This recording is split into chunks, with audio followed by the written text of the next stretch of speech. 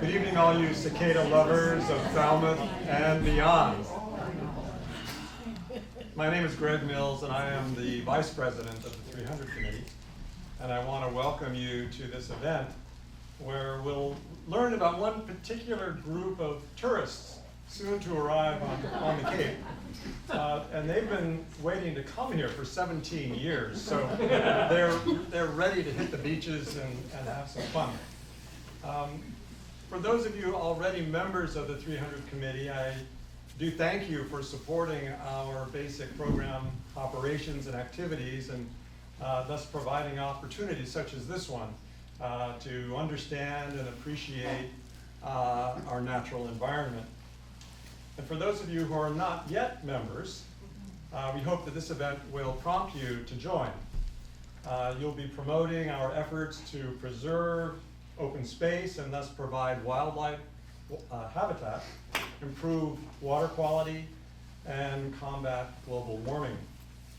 And you'll be enabling all of us and future generations of town residents and visitors to connect more closely with nature right here in Falmouth. It's easy to join. Our website is 300committee.org. So thank you again for coming, and I'd now like to introduce a member of our Outreach Committee, Anne-Marie Carroll, who will introduce tonight's speaker. Thank you.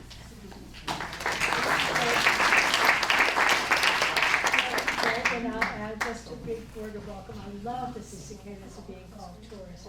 It's brilliant. As you read in our blurb, the cicadas are coming. They'll be here shortly. The cicada lovers are already here. And this year, our 40th anniversary is the third time since 1985 since we've had the pleasure of these occasional every 17-year visitors here on the Cape. So if you're under 100, you've had the opportunity to meet them a few times, but you'll have to do your own math. It was above my pay grade. Do all that subtraction of 17. But anyway, Blake Dinius has been alive for a few of these visitations. 17 years ago, he told me in a conversation the other day that he was preoccupied with bees. So he wasn't focused on the cicadas that came the last time. But as a young boy, 17 years before that, he was fascinated by them and has a very clear memory of their sound, as well as the sound of their being scrunched on sidewalks. And if you're 6 years old, a 6-year-old boy in your yard, isn't that just perfect?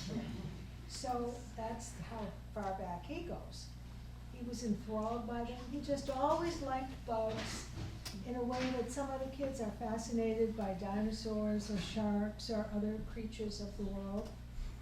He loved to be outside. He spent happy hours looking for monsters or fishing or camping or tracking, whatever fun things he could find to do.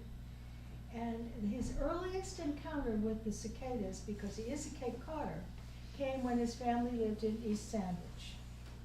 By the time they came again, I think they had moved to Duxbury, but he's still one of us right here. And now, as the father of 2 young children, Blake is busy instilling in his family a love of cicadas, soon to be a love of cicadas. They're going to have a busy summer. And the other delights of backyard adventures at their home down in Carver. Blake has an early and an important connection to Falmouth. As a young fellow, he happened upon Rachel Carson's book, Silent Spring. I should say Woods Hole, but Woods Hole is part of Falmouth. That book, he told me, with the delight and reverence that was so clearly genuine, changed the direction of his life, namely, do something positive to benefit people and make a difference, and science is his path to doing that. Blake's path took him to the University of Massachusetts Amherst, where he studied biology. An early career opportunity took him to Wareham, where for a firm based there, he developed a specialty in ecotoxicology, working at that time on updating tests and guidance for determining the toxicity of pesticides, principally as they affected bees. That's why he missed the cicadas last time. For the past 8 years, Blake has been working as the entomological extension educator for Plymouth County Extension Service, doing what years ago he set out on his course and his path, to do something positive, make a difference in people's lives. So tonight, he has crossed back over the bridge this evening to do just that by taking us into the world of these marvels of nature, our next summer visitors, the cicadas. So please join me in welcoming this year, our anniversary event, our anniversary year, Blake Dinius.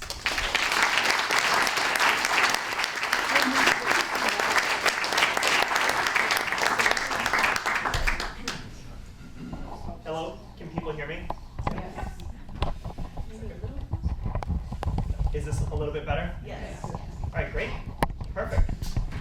Welcome tonight. Thank you all for coming out and coming to hear me speak. This is definitely a privilege, and I think I'm really excited for this because when else do we get to talk about this? We're going to have to wait another 17 years. I thought this as I was putting together this presentation that, wow, that's going to be a long time, so this one better be good.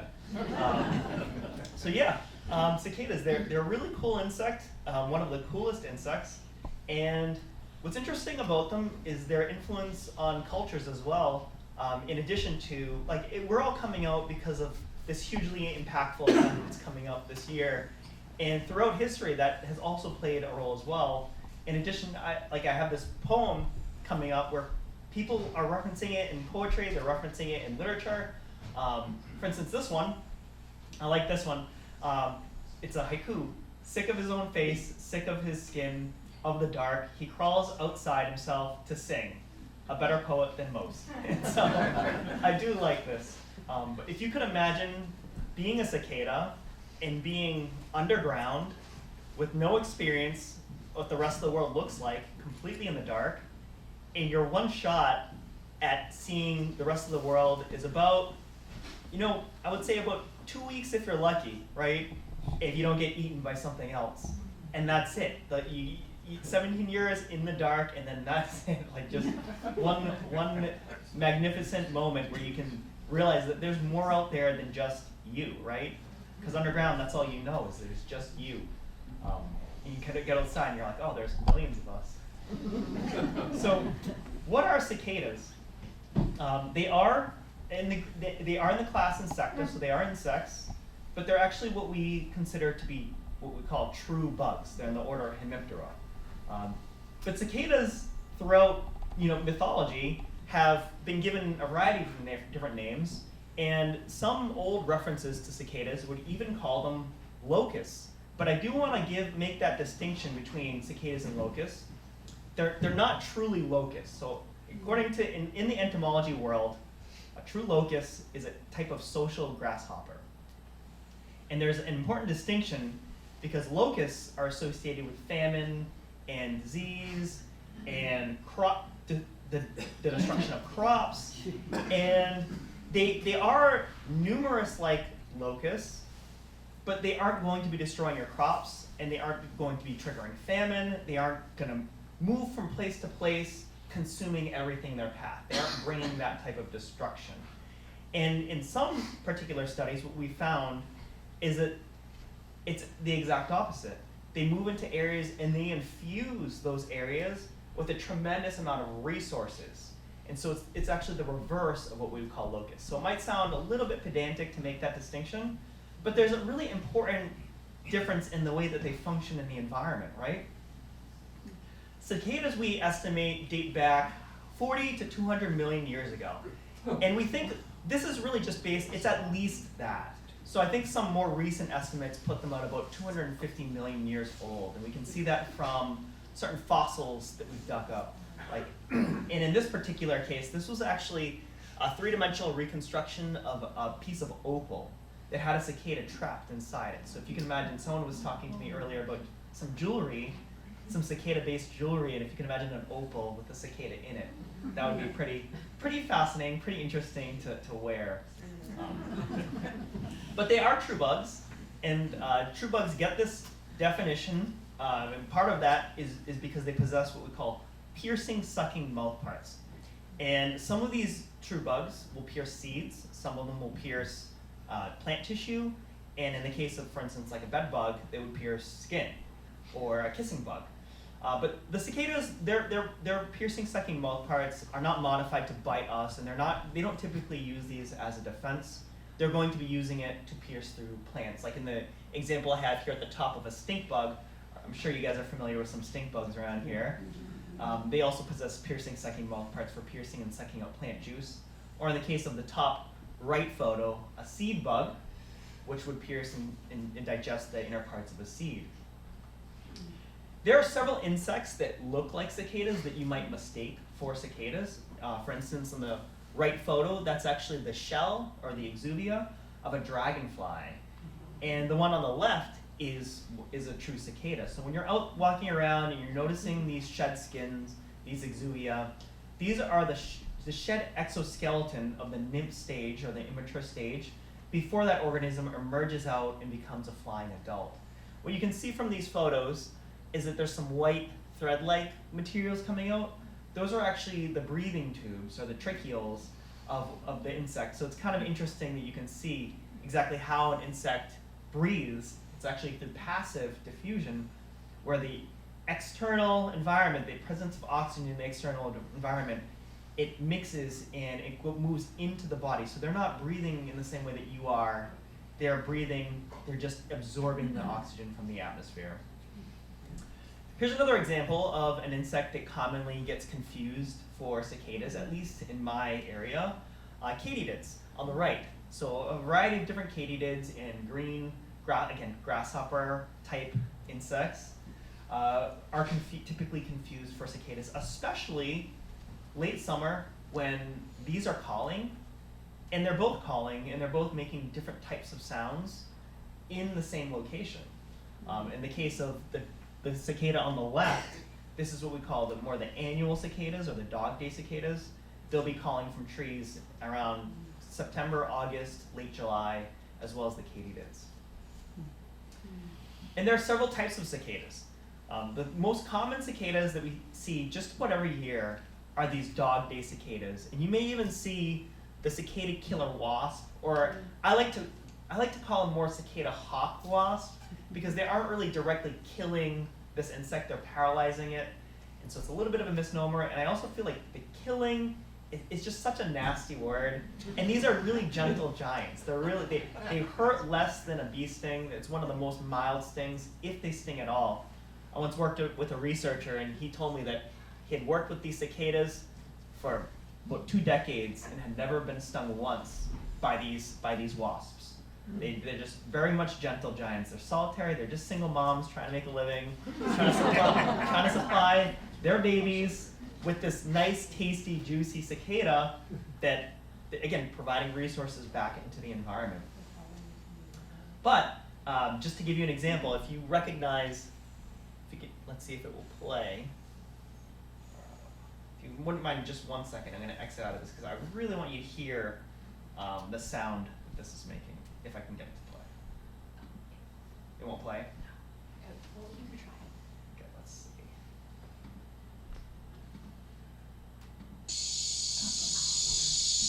So, that is the sound of a dog day cicada. I'm not going to play the whole 7 minutes of that. But if you can remember how it felt back in August, where it's hot, muggy, and you look up at the trees and you just hear that incessant buzzing, that is the dog day cicada. And I have news for you, it's going to happen again very soon, but not in August. Okay, we're done with that.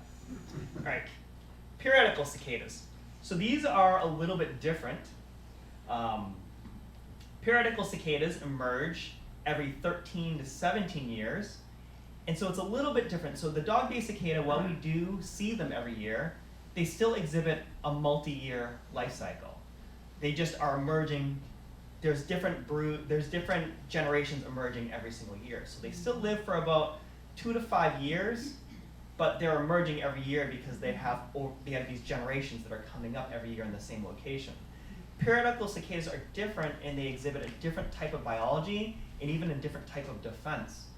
These are basically, the idea behind these is to emerge in such large quantities at different time intervals that they overwhelm the environment, and that's really just their strategy. They're not particularly dangerous, they don't bite or sting, they're not poisonous, they just want to overwhelm an environment with a quick pulse of resources, a quick burst of resources, in the same way that if you were presented a dish of cookies, for instance, and there might be 30 of them on there, and someone said, you have 2 minutes to eat this, right?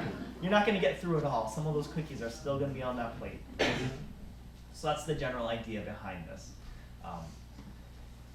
The genus of cicada, periodical cicada, that we have here is called the Magicicada, and it literally means magic cicada, because the idea behind them is that they're magical. They seemingly come out of nowhere. They're able to keep time. Like these are insects that are able to keep track. There are some cicadas that emerge periodically, but they're not periodical cicadas. They might emerge with the onset of rains, heavy rains, like in the more arid environments in the United States. They might be synchronized with those. But these specific cicadas, they keep track of these 13 or 17-year cycles every single time, and we know this, right? And it's been a mystery for a while, but what we now realize is that these cicadas are keeping track of time through the rhythmic annual cycles of the plants that they're feeding on.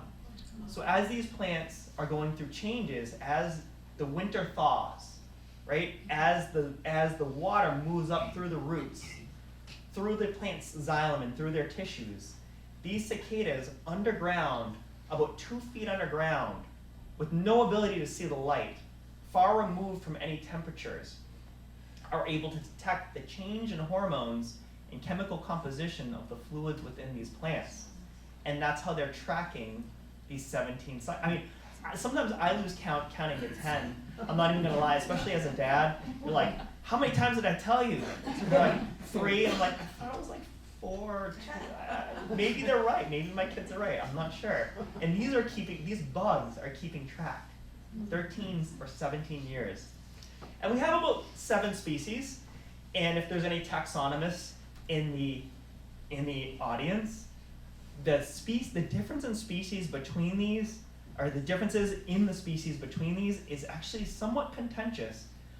Some people might argue there are only 3 species, and some might argue there are 7.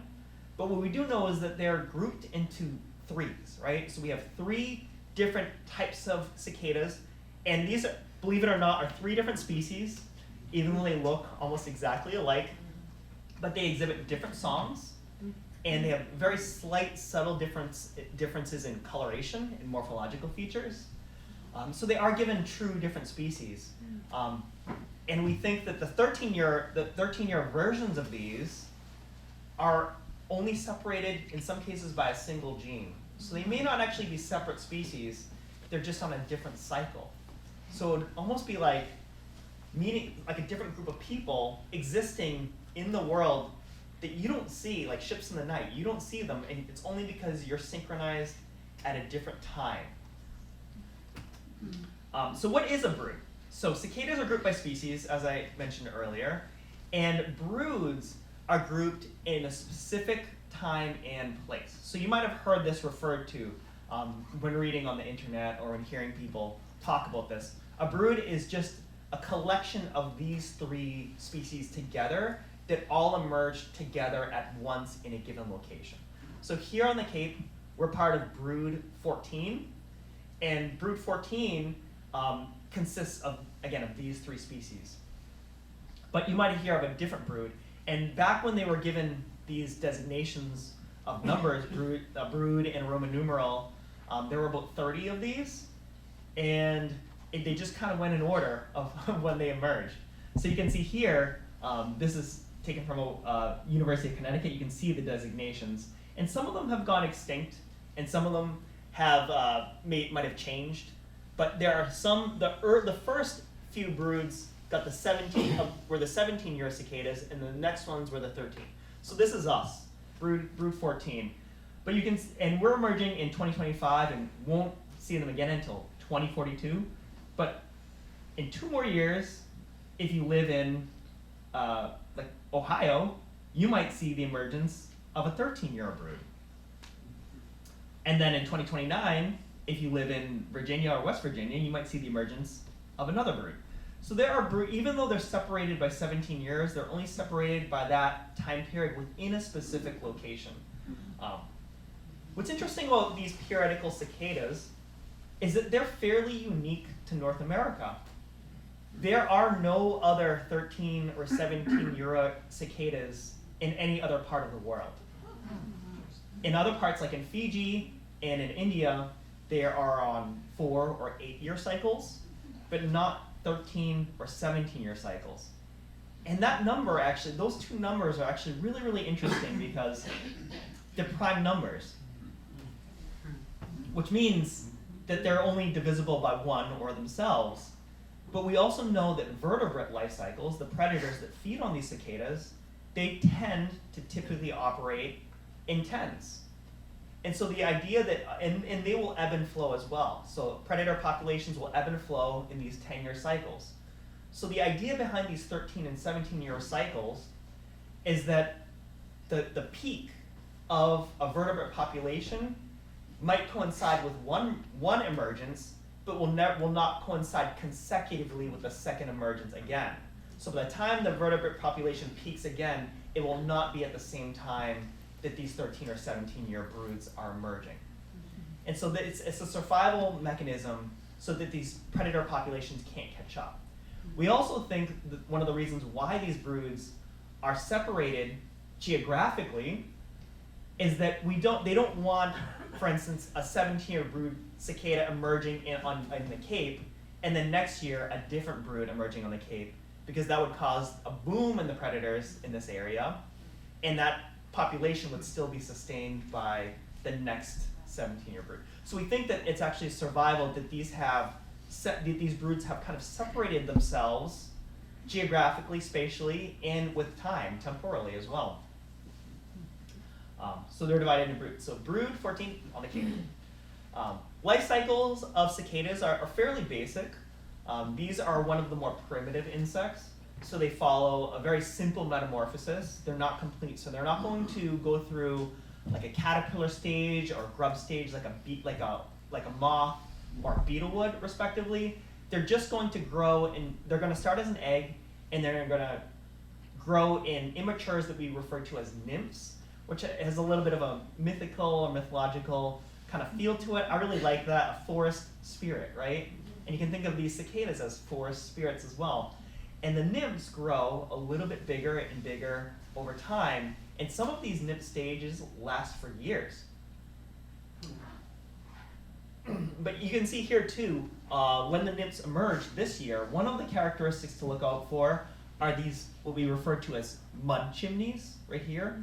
And they may or may not form those chimneys. It depends on how sandy or muddy your soil is in the area, in that particular area. In very sandy, dry soil, they will not form these chimneys. But in muddy soil, wet, muddy soil, they will form these chimneys. But the nymphs, and you can see here, look like this. They have large forearms that are specifically evolved for digging through soil. And what they're looking to do is locate a root that is very close to a plant, and they can feed on a variety of different types of plants. One of the advantages of the way that they feed, they're feeding on xylem, and xylem is very nutrient deficient. But the thing about xylem is that it also doesn't have a lot of toxins and defenses in it. So they're able to essentially feed on pretty much any root that they come across, which is a good thing for them, especially when you're searching in the dark, you might not have that many options. We can see here on the bottom left, though, is that they do a lot of migrating through the soil, and they are aerating it the whole time. And we think that this actually has a lot of, despite the fact that that might be taking a small amount of substance from the plant, we think that they might benefit the overall ecosystem by moving through the soil this way. And they're not moving very far, but we find that they actually distribute themselves around a plant fairly evenly, which there's some kind of, in the same way that we all found a seed here, there's something going on underground that we're not sure of. That's the thing about cicadas, is they're very hard to study. When you're trying to study this thing, every 17 years, only emerges every 17 years, and the rest of the time it's just 2 feet underground. Not very easy to study. And you can see here, just as an example, the types of where the xylem would be. So they have these long, piercing, sucking mouth parts that they use to pierce through the plant root and suck on the xylem. They're not really looking for phloem. Right here, what I have colored, the orange, almost like Cheeto-looking parts of this image are what are actually the cicada burrow. And so this cicada has made a burrow, and the green represents a pine root. And you can see the cicada burrow has burrowed up next to that root, and it is sucking on the juices that are coming out of that.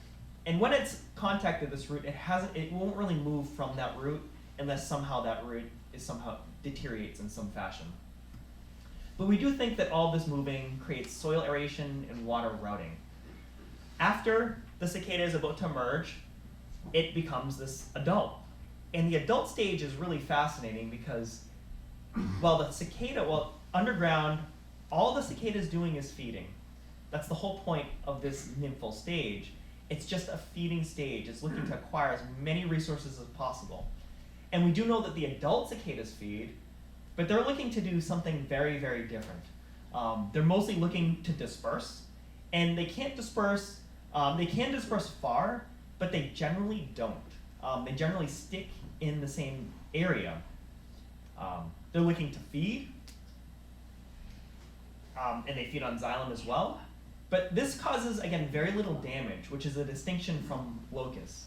But the most important thing that these adult cicadas are looking to do is to reproduce. They want to produce a new generation. So in the way that the nymphs are feeding and feeding and feeding, the whole point of the adult is to just disperse eggs as wide and as far as possible. And by doing that, they can fly, and they choose to mate. And one of the things about cicadas is that they're not very good at hiding from things that are trying to eat them. You can see that they're very, very brightly colored. They've got these bright red eyes, although I believe about 1 in 600-ish will have blue eyes. It's a rare genetic trait. Kind of cool. So this summer when you're looking around at the cicadas, you see one with blue eyes, and it is entirely possible, because in some cases we estimate there can be as many as 1 million per acre. So you might find more than one with blue eyes. Keep it, because it's something special. But the singing is, and so what we have here is a trait that we call predator foolhardiness with these cicadas. And so their whole strategy, again, is just to emerge in large droves and fill as many bellies of the predators till they can't eat anymore, and then just say, all right, now we're gonna mate, and that's it. It's kind of like the old expression where if you can't outrun a bear, just try to outrun your friend. And so that's the idea behind these cicadas. And I do have some other choruses that maybe you might be able to hear. And they sound, if you can remember what you heard before, the buzzing, this isn't going to sound a heck of a lot different, but it does sound very, very slightly different. And another major difference is this is going to occur around May and June versus July, August, September. So it's going to be different. So now you get like almost an entire summer's worth of this buzzing. And that's the other thing I wanted to bring up, is this noise is interesting because they produce it with these tymbals. And these are a special, unique structure to cicadas, and they do it by basically pulling on this part of their body, and it has an elasticity to it, and they just very rapidly tug at it, and it will create that buzzing noise. A little different.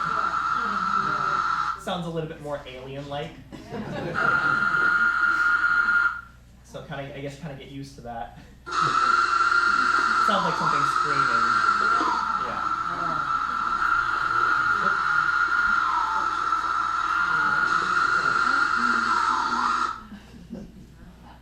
We'll move on.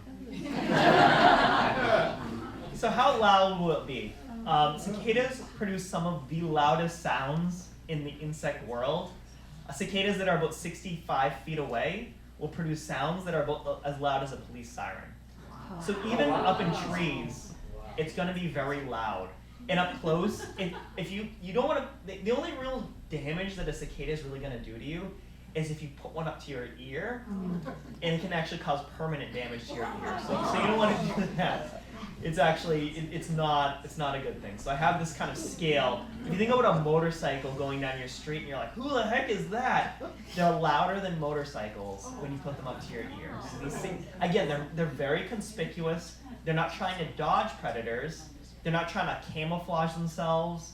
They don't move very fast or very far. They're just very fat, and they just want to come up in enough numbers that predators can't eat them all. One thing that they will do after this mating behavior is the females are going to move on, and they're going to do something called oviposit, which is laying eggs. And you can see here this ovipositor. It's this long, pointy structure that this female cicada is going to jab into this tree. And this will happen about 2 weeks or so after they emerge. So after you start hearing this, and the songs actually don't occur right away either. The songs occur about 3 days-ish after they fully emerge. So you think about maybe 2 weeks, 1 to 2 weeks after you start hearing the sound, you might want to be watching out for this oviposition behavior. And this is really the one thing, if you're a gardener or if you're taking care of plants, that might bother you or might cause some ecological damage. But the thing about cicadas, from an ecological standpoint, is that they've evolved alongside the native plants here for what we believe is about 1 million years, or more, give or take. So these cicadas and these plants have a relationship where the cicadas actually don't necessarily want to kill these plants. So while it does cause some aesthetic damage, they really don't want to kill the plants because then their eggs go with that. So they're causing a little bit of damage, enough that the plant can tolerate, and that's about it. But it can cause some unsightly appearance. And these ovipositors are really interesting. So these are the lady parts of a cicada, and they are jagged and sharp and rigid, and we believe actually have some metals deposited in them from the cicada feeding. So they're actually more like a knife that you would jab into something. They mean business when they're looking to get those eggs deposited in that branch. And each spot is what we call an egg nest. So each time the cicada moves to make that slit into that twig or branch, she'll lay about 20 to 30 eggs, and she might lay about 600 in her lifetime. So we estimated again about 1 million per acre, and then each one of those females, let's say about 500,000 if it's 50-50, is going to lay 600 eggs. It's going to be a lot of cicada eggs that are going into those branches. But the reason she does this, it's not to damage the plant, it's because the sap that moves through that twig or that branch, it bathes and nourishes that egg, and we know that that's really important. And there are specific types of plants that each of these species likes to go for, and they prefer different things. So the species within a brood will separate themselves based on the different types of plants, and even whether it's upland or lowland habitat. These twigs tend to be often about pencil-sized, so if you want to think about things like that, so they typically aren't going to affect a very large mature plant. But if you have a brand new sapling that you've just put in the ground this year that might not be more than a pencil width, it might actually kill that particular plant. So be cautious about that. I mean, you could wait a year. It's one of those things where, these cicadas, they come out and they're like, come on, I only come every 17 years. You couldn't have planted it last year or next year. Why'd you have to plant something this year? Again, they prefer certain plants, and they also prefer sunlit edges. That's one of the things that we've noticed. And what we suspect is that the roots along these sunlit edges might be growing quicker, or the plants might be growing quicker along these edges. And so we believe that these females are seeking out those specific areas. Also, if you have an isolated tree that's out in the middle of a field, that's got sunlit edges all around it, quote unquote. But this is what flagging looks like. And it might, again, it looks unsightly, but we know long-term damage is relatively minimal. It might cause some branches and some twigs to die, but the tree itself should be relatively unaffected. Mature plants are often preferred as well. So the cicadas are more of a generalist, but I did talk about how they will segregate themselves. They typically will use any deciduous tree or shrub, and even some conifers. Although the dog-day cicadas and some other cicadas might not necessarily use some conifers, but you can see here that one species likes uplands and prefers hardwoods, and even Smilax is green catbrier. So if you know catbrier, would even the juveniles will even feed on green catbrier or even some grass. But then you have another species, the second one likes more floodplain, ash, elm, and oaks. And then the bottom species is another uplands species, but prefers hickories and walnuts. And this one is a very rare, the last one is a much more rare species. After about 6 to 8 weeks, the eggs are going to hatch. And the nymphs will actually, I read in one scientific study, will rain down to the ground, which is an interesting image of bugs raining down from the branches.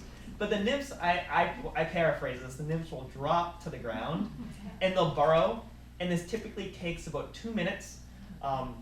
And nymphal mortality initially is very, very high. So again, going back to that statistic of maybe 500,000 females laying 600 eggs, and you have 98% of them dying off, right? So they're not going to be a lot surviving. So again, the idea is to saturate the environment with adults, saturate it with offspring, and then, like seeds, see what grows afterwards, see what lasts after that point. I have some fun facts about cicada emergences, because as I was putting this together, I thought, again, what was I doing in 2008? Where were we in 2008? So how long has it been since the last emergence? Well, in 2008, iPhone 1 was released. That is crazy. And not everyone had a smartphone. I remember looking at a smartphone and being like, why would I ever want to spend that money on a computer that goes in my pocket? How many people in this room have a smartphone, right? Yeah. I should say how many people don't have a smartphone, right? Obama went against McCain to serve his first term, which seems like ages ago. Twilight was released. I mean, that is a crazy thing to think about. Like, we were going through this whole vampire thing with True Blood, Breaking Bad. We had the 2008 housing bubble that burst. I remember this very vividly because that's when I graduated college, and I thought, man, I am never going to ever get anything ever. My life will never have anything. Taylor Swift released her second album, and tickets for her tour the following year sold for $45. She wasn't that big, I guess. She wasn't that, she wasn't that famous, right? It was the only year between 2003 and 2019 that the Patriots didn't win the AFC East. It's because Brady was mostly injured during that time. Bitcoin, if we have any cryptocurrency investors, it was basically just getting started. And at the start, January 2009, a full Bitcoin sold for 0.00099 cents per Bitcoin. So you could buy a whole ton of Bitcoins with just $1. And now a single Bitcoin goes for over $88,000. You could be a millionaire or a billionaire if you hopped on that train back in 2008.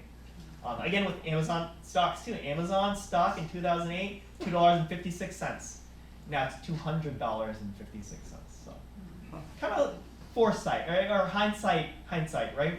So it's one of those things like if you guys have ever seen the movie Back to the Future, imagine if you could go back and just if you could go back and change one thing. I don't know, maybe I would have bought an iPhone 1. I'm not sure. I definitely would not have seen Twilight. That is so we already kind of talked about this a little bit. I covered it, I got a little overexcited when I talked about this. Why wait for the 13 or 17 years exactly? Well, cicadas are completely defenseless. They're predator foolhardy. And you can see that the predators love to eat cicadas. You might not think of like a robin as a predator, but they are predating on cicadas. Cicadas, I saw one statistic, the cicadas make up more biomass in a forested ecosystem than any other animal. These are also the primary consumers, so there are important link between what a plant is producing as the plant is capturing the rays of the energy from the sun coming down and generating energy. The herbivores, the primary consumers, are an important link of getting that nutrition and getting that energy from the plant to the rest of the food web. And it's something so massive like that, getting all of those nutrients from plants, captured in plants, that the plants captured from the sun, and then putting that out into the ecosystem, it's really significant. Although there are some naysayers out there that will say that this emergence, this resource pulse, can have some negative effects as well. And we have seen this in caterpillars, for instance, where some of these birds switch from feeding on caterpillars to feeding on cicadas. And all of those caterpillars end up causing a lot of damage to the trees and the plants around. So while the cicadas themselves aren't doing it, they're just more tasty and they're bigger than the caterpillars that the robins and the bluebirds fed on before. And this bottom middle photo, I don't know if you can see it. Even people, there's a few different people that have eaten cicadas, and I have heard them described as initially tasting like peanut butter mixed with a Cheeto. And that sounds pretty good to me. I like both those things. But what I will caution you about is that cicadas do accumulate metals in their body, and in 17 years, how much pesticide has been dropped in that particular area. So who knows, right? So the cicadas, they might not be these organic, all-natural food sources for you.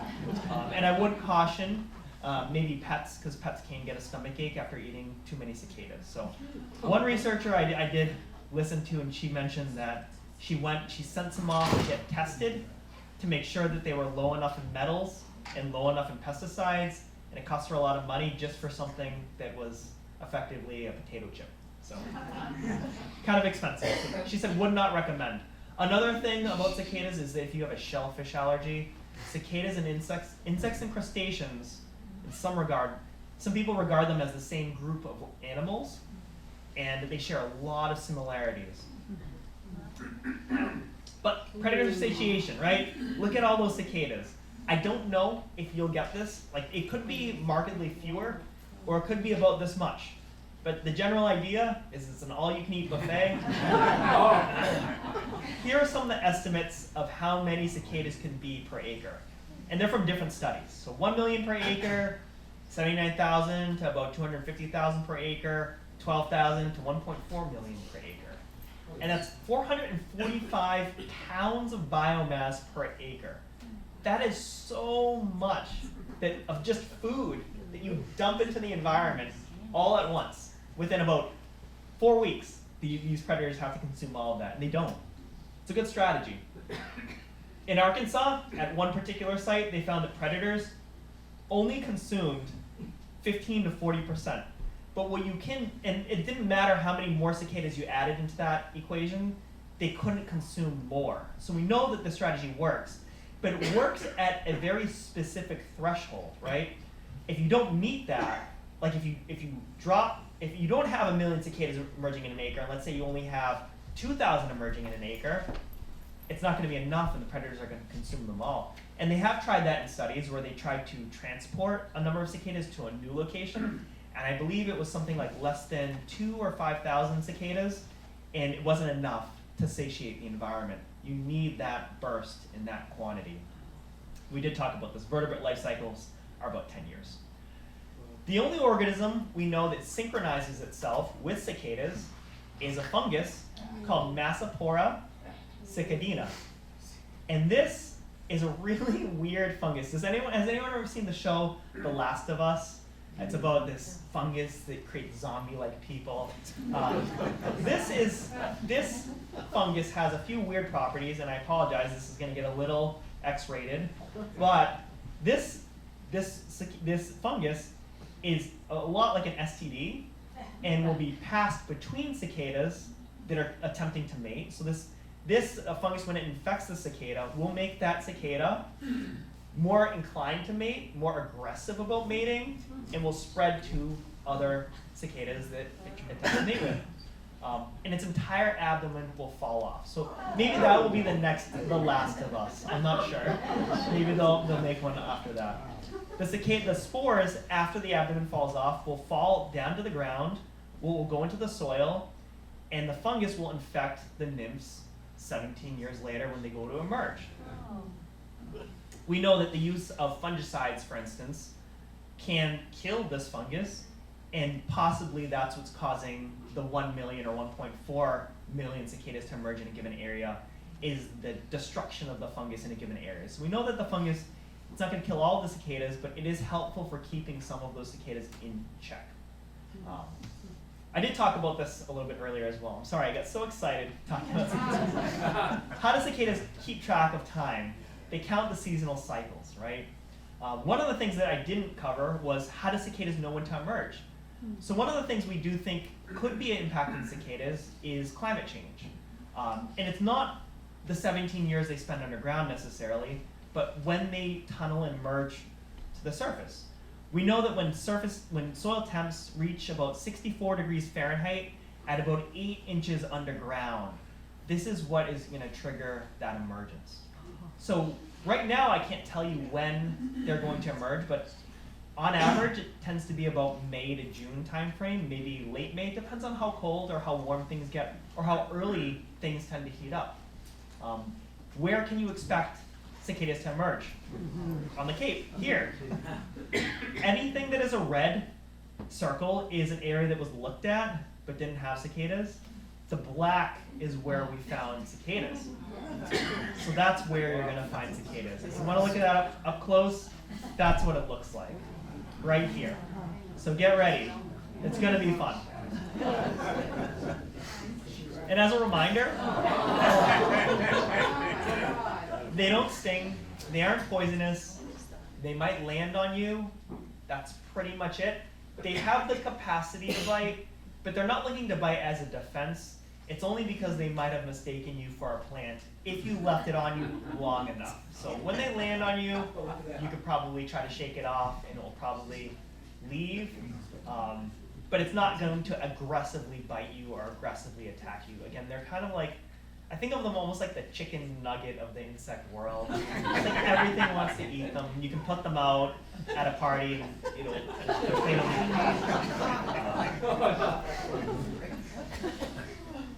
If you have any new plants, you can protect them through the use of netting. I would recommend not using pesticides. Not only are they not really effective, they're not specific to cicadas and they're not registered for cicadas. So it's an off-label use. They're not particularly effective. You're going to use them a lot. You're going to be causing a lot of collateral damage to the things around. If you have some young plants, just some nets will work. Or you could just like hold off on planting some new trees. For the type of net you want to use less than 1 centimeter mesh size, tied at the ground level, because that's how these cicadas are going to access this plant, is by crawling, emerging from the ground, where they will attach themselves to this plant by secreting almost like a cement-like substance and hanging off that. So you want to prevent that from happening. Covered before mid-May. And that's pretty much it. For fun and science. You can download some apps on your smartphones. I'm sure you guys have them. iNaturalist is a classic one. Cicada Safari is another good one. And even reporting some of your findings to Massachusetts cicadas, where a lot of these researchers are trying to track these populations, but they don't have all the people and the necessarily workforce to do all of this, so they're trying to crowdsource a little bit of this.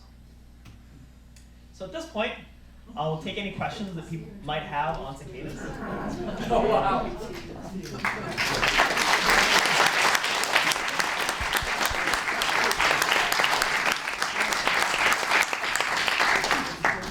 With the feeding frenzy that takes place, does it affect the bird population because they feed so much so fast? In some locations, I believe that some ornithologists did speculate that it was somehow making bird populations either sick or it was affecting them in some way. In other cases, they have gone through, like some of the bird populations have seen like larger clutch sizes of eggs as well. So it's kind of a mixed bag when it comes to that. Are those bright, distinctive red eyes unique to just the 13 and the 17-year broods, or do we see them yearly? Because I had that guy walking across my patio last summer, and I said, boy, maybe you didn't get the memo. You're supposed to come out next year." It is, so the red eyes are not really found in the dog day, the annual dog day cicadas. So, but there are, like, as you put it, he didn't get the memo. There are what we call stragglers. They'll either be stragglers, 1 year stragglers, or 4 year stragglers. There's usually not 2 and 3 year stragglers or more than 4 year stragglers. And so we think that the 13 and 17 year cicadas were created by this 4 year straggler thing.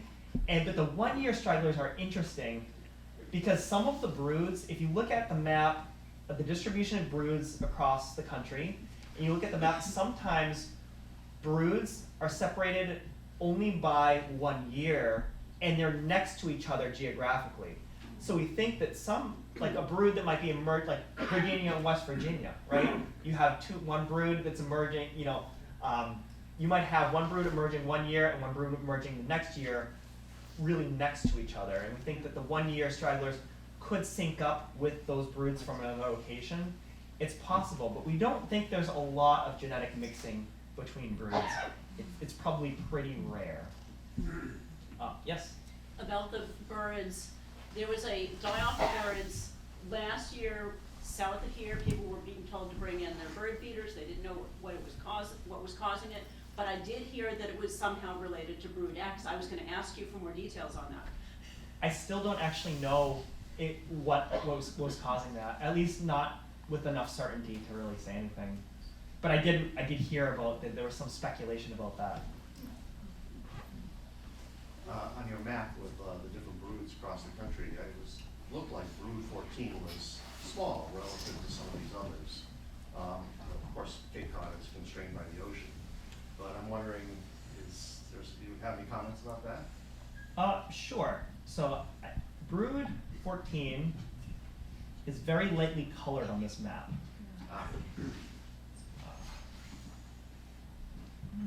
So brood 14, it is right here, but it's also right down kind of in the Kentucky area as well. It's very difficult to see in parts of Tennessee. So you can see it there. It is on the Cape, but it's also further out as well. It is considered one of the larger broods. I think that I saw something saying it was the second largest brood. So it's fairly big, but here in Massachusetts, it's very tightly constrained to a very small area. We're one of the northernmost areas that actually see these cicadas.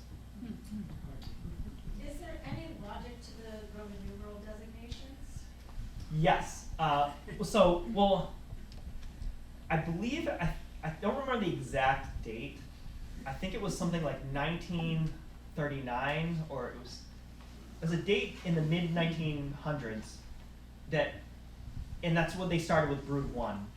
And then they just went sequentially up from there. And they just kind of named them up all the way to about brood 30.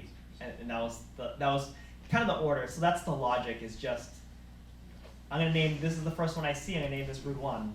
Second one I'm gonna see, I'm gonna name brood 2, and that's it. What happens to them after those 2 weeks if they're not eaten, and assuming they bred and they laid their eggs? Do they just die now? Because I was in Lawrence, Kansas in 1976, and they were just everywhere. They were dead. It was just Crunch City. I mean, and the birds weren't eating them. They were everywhere. They will just die off. Okay. They don't, after that, there's not much left for them to do, and they will just eventually die off. And it's not so bad crunching them, because I remember as a little boy at 6, in the same way that it's fun to pop those packing materials. But the resources, the nutrients that they have stored in them will fertilize the soil as well. So everything will go back into the ground that it came from, as long as it's not just like blacktop pavement. Yep. How long does it take for the nymphs to burrow those 2 feet? I'm not sure how long it takes for them to go 2 feet, but it takes them about 2 minutes to just go underground. So once they fall from the branch, in about 2 minutes they'll be somewhere underground. As far as I know, no one has timed how long it takes, because they will stay close to the surface for the first few years, feeding on, like that's why they can feed on grass roots, for instance, which are very shallow. They feed on those for, I believe it's the first 3 or 4 years is they're going to be very close to the soil surface. It isn't until they need the larger roots that they're going to start tunneling a little bit deeper.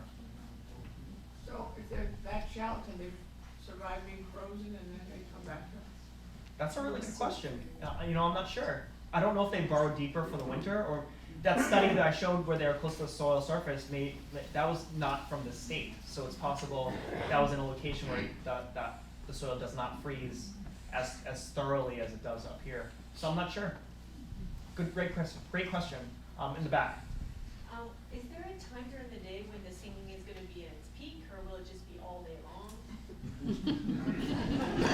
One of the things that so the singing is interesting because they engage in this behavior. It's called lekking behavior, where they will form congregations, and we call these chorus centers. And what happens is the cicadas will all go to one specific location, and they will all start singing, and they will make each other start singing too. And the singing is very persistent and incessant.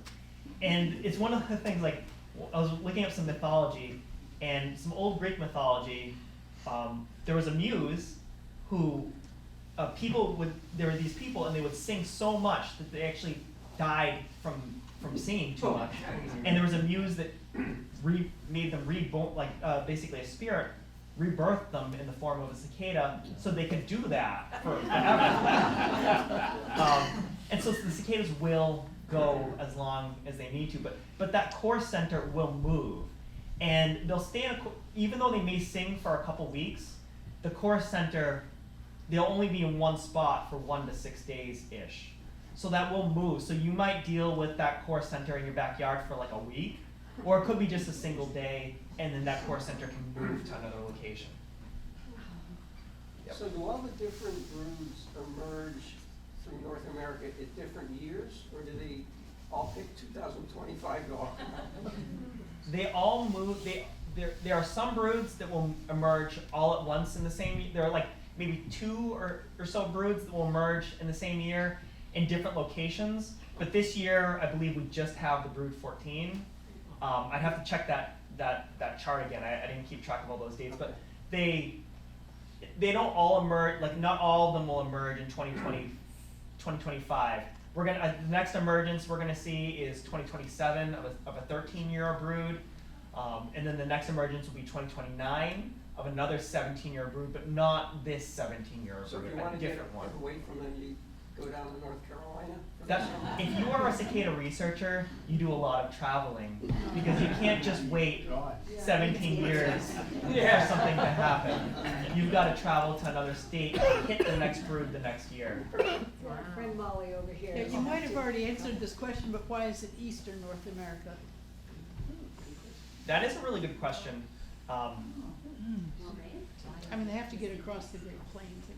Yeah, that's a really good question. I don't know if it has to do with how arid and dry it is in the western part of North America. If I had to guess, it might have something to do with that, but I'm not sure. Yep. I've lived through 2 cycles in Illinois, and after they sort of died, they attracted these little tiny green bugs that would drop from the trees. And I don't know what they did, if they ate on what was left, but I do know that these little bugs do bite people, and I was highly allergic to that. Do you know anything about that? As far as I know, that doesn't occur around here. And having seen them as a kid, I don't recall. I feel like I would have been horrified and would vividly remember being bit by green bugs falling out of trees as I was They're playing. very little. So I don't recall. Okay. This woman has been very patient. I just was curious if the nymphs had any connection with the mycorrhizae in the soil. That's really interesting. Could you repeat the question? If the nymphs had a connection with mycorrhizae in the soil, I don't think that they directly impact the mycorrhizae in any significant way, but I would have to look into it. It's a great question. I like that. I just remember something about the singing. It stops like at 5 o'clock at night. Why is that? Why do they just go till like 5 and then it starts up again in the morning? I don't know.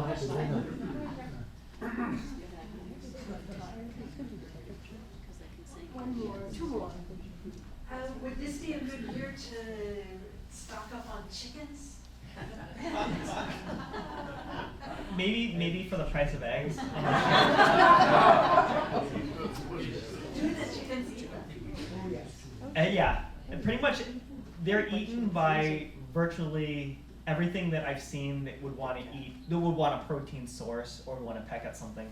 They're apparently very tasty, even to people, and they have a lot of nutrients as well. The Brood 14, would that spread over like the canal to the other towns over that side? I couldn't really tell on the map. There are some reports that it's possible to see them in maybe South Plymouth or maybe parts of Bourne. I think that people are hoping to see that this year. That's what I'm hoping to see, is if it's moving, because we know that what's interesting about the cicadas is that they are very localized to a specific area, and they can disperse.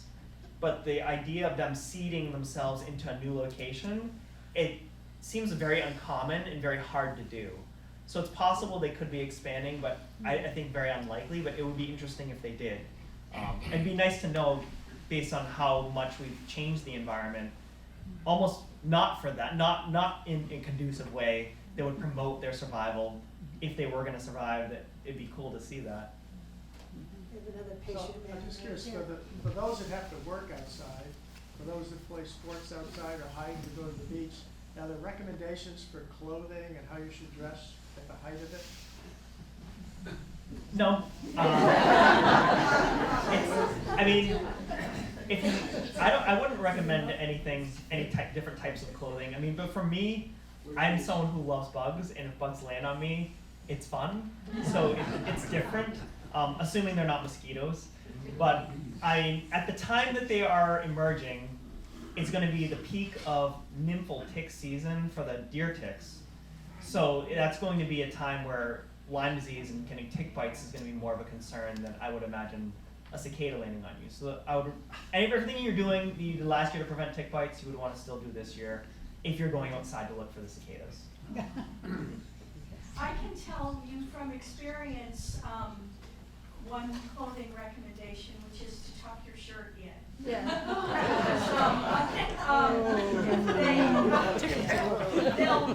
I've had them land on me, and then you know that they like to go up, you know.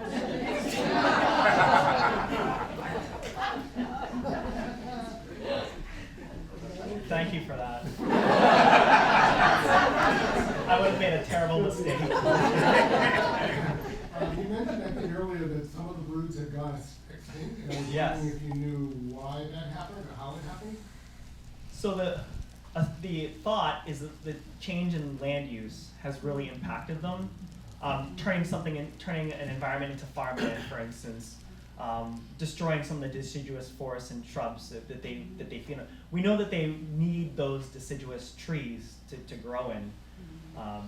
And then if you drop the population, similar to like the passenger pigeon, where they are very populous, but if you drop that population down low enough, it won't be sustainable. And we think that happened with certain broods, where some areas might have been clear cut, and when those were reforested in an attempt to save the cicadas, it might have not been enough to keep that population high enough so that the predators wouldn't eat them all when they went to emerge. Do we have any more fashion questions? Well, oh, there's one more. This is not a fashion question, but Okay, if you sorry. put the map that showed the cicadas on the Cape, there weren't any at Joint Base Cape Cod, or at least, you know, that scale looked like there weren't. So I'm wondering if that's because they weren't sampled because it was on the base, or if they're really not there, maybe related to the land use change. And it would be interesting to see if there are cicadas there, what kind of chemicals they might have, given that it's the base. They're being used as environmental monitors. Yeah, And they've been underground. because there's an entomological research station at the base, it seems like there should be people there who would want to go out and look for cicadas. It is really interesting. And I volunteer. It is fascinating, and I can't tell you why that's the case. I don't know if it's it is a great observation whether or not, like, just because something isn't there on the map doesn't mean it isn't there. Right. So it is possible. Well, I think we've had an extraordinary